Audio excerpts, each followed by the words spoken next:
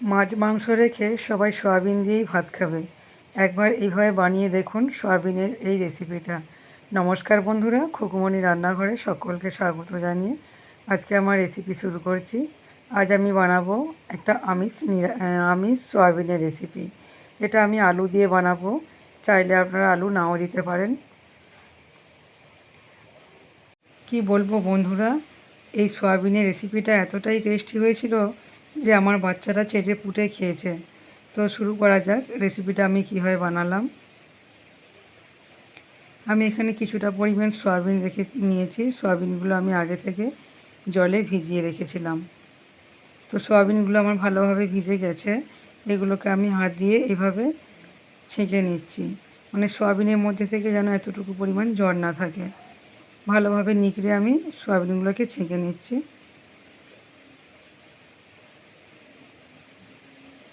এই রেসিপিটা ভাত, রুটি, পরোটা, পোলাও সবের সঙ্গেই খাওয়া যায়।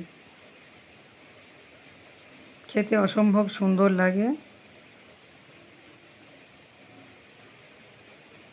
তো সমস্ত সয়াবিনগুলো আমি এইভাবে ছেঁকে নিলাম।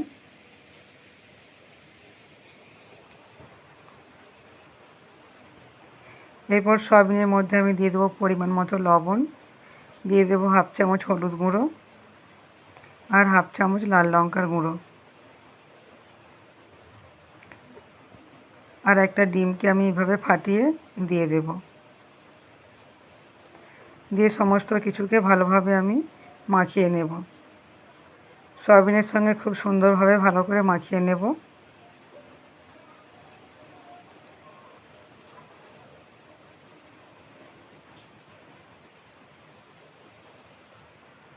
বেশ সুন্দর করে আমি এটা মাখিয়ে নিলাম।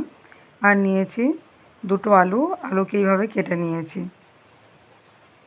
একটা মিক্সচার জার নিলাম, এর মধ্যে একটা মিডিয়াম সাইজের টমেটো কুচি করে দিয়ে দিলাম। একটা পেঁয়াজ দিয়ে দিলাম,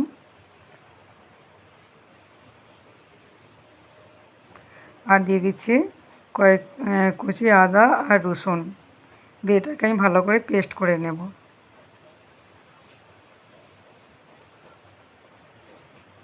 এটা আমার পেস্ট করা হয়ে গেছে। এরপর কড়াইতে আমি কিছুটা পরিমাণ 2 চামচের মতো সরিষার তেল দিলাম। দিয়ে সয়াবিনগুলোকে আমি ভেজে নেব।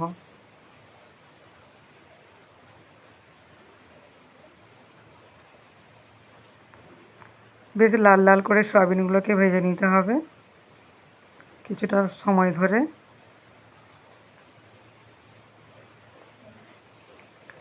আমার চ্যানেলে যদি কোনো নতুন বন্ধু এসে থাকেন তো বন্ধুরা প্লিজ চ্যানেলটা সাবস্ক্রাইব করে পাশে থাকবেন। আর আমার রেসিপি যদি ভালো লেগে থাকে তো লাইক, শেয়ার ও সাবস্ক্রাইব করতে ভুলবেন না। সয়াবিনগুলো আমার লাল করে ভাজা হয়ে গেছে, আমি তুলে নেব। ভিডিওটা কেউ স্কিপ করে দেখবেন না বন্ধুরা, তাহলে আমি কীভাবে রেসিপিটা বানাচ্ছি তাহলে আপনারা বুঝতে পারবেন না। সম্পূর্ণটা দেখার অনুরোধ থাকলো বন্ধুরা। আরও আমি কিছুটা পরিমাণ তেল দিয়ে দিলাম। এরপর আলুগুলোকে আমি ভেজে নেব। আলুর মধ্যে একটু লবণ দিলাম।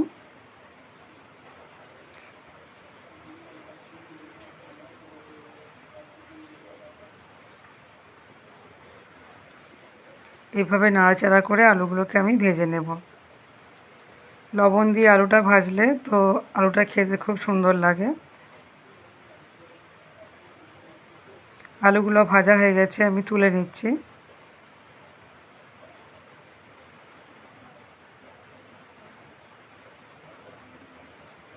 ওই তেলের মধ্যে আমি দিয়ে দিলাম হাফ চামচ গোটা জিরে, একটা তেজপাতাকে 2 টুকরো করে দিলাম, আর দিয়ে দিলাম গোটা গরম মশলা।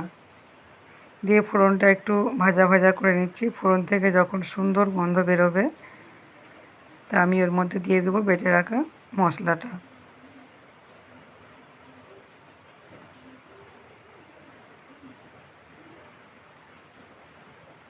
2-1 মিনিট একটু মশলাটা আমি কষিয়ে নিচ্ছি।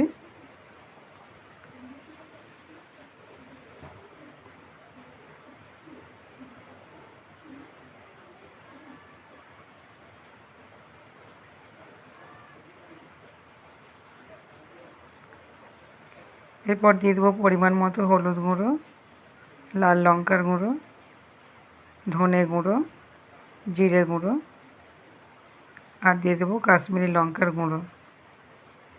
সামান্য লবণ দিয়ে দিলাম। দিয়ে ভালো করে মশলাটাকে আমি কষিয়ে নেব।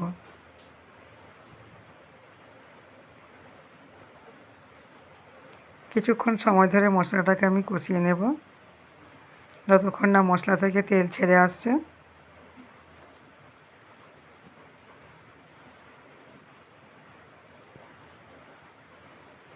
মশলাটা আমার প্রায় কষানো হয়েই গেছে।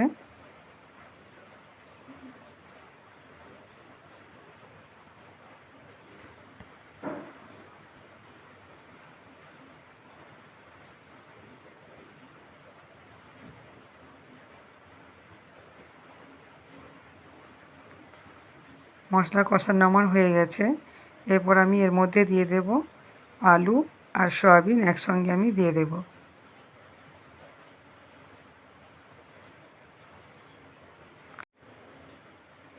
মশলার সঙ্গে আলু আর সয়াবিন একসঙ্গে দিয়ে ভালো করে কষিয়ে নেব আবারও।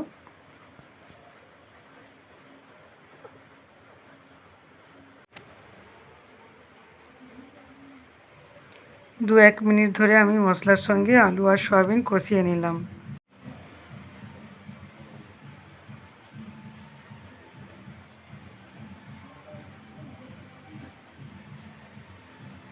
কষানো হয়ে গেছে। এরপর আমি দিয়ে দেব পরিমাণ মতো জল। জলটা দিয়ে আমি একটু নাড়াচাড়া করে নিচ্ছি। জলের পরিমাণটা কম হয়ে গেছে, আমি আবার একটু দিয়ে দিচ্ছি।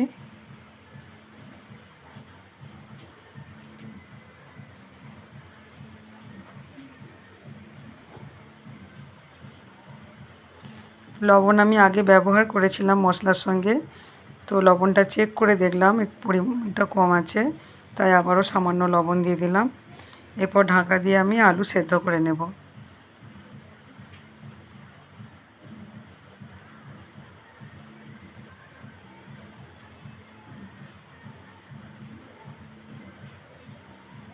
আলু সেদ্ধ হয়ে গেছে।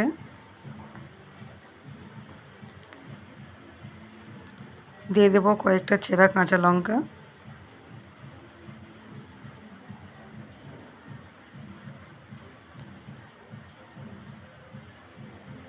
টেস্টের ব্যালেন্সটা ঠিক রাখার জন্য আমি দিয়ে দিলাম সামান্য পরিমাণ চিনি। তো এটা অপশনাল, চাইলে আপনারা দিতেও পারেন আবার নাও পারেন।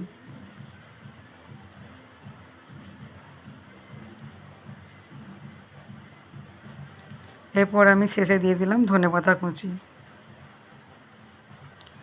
দিয়ে এক দু মিনিট আমি রেস্টে রেখে দিলাম। দেখুন বন্ধুরা, কতটা সুন্দর হয়েছে রেসিপিটা দেখতে, আর খেতেও অসাধারণ হয়েছিল। তো আপনারা বাড়িতে অবশ্যই একবার এইভাবে ট্রাই করে দেখতে পারেন সয়াবিনের রেসিপি। তো মাছ মাংস ফেলে সবাই এটা দিয়েই ভাত খাবে।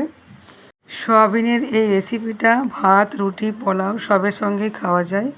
তো বন্ধুরা অবশ্যই একবার এইভাবে ট্রাই করে দেখবেন সয়াবিনের রেসিপি। আমার রেসিপি যদি ভালো লেগে থাকে লাইক, শেয়ার ও সাবস্ক্রাইব করে পাশে থাকবেন বন্ধুরা।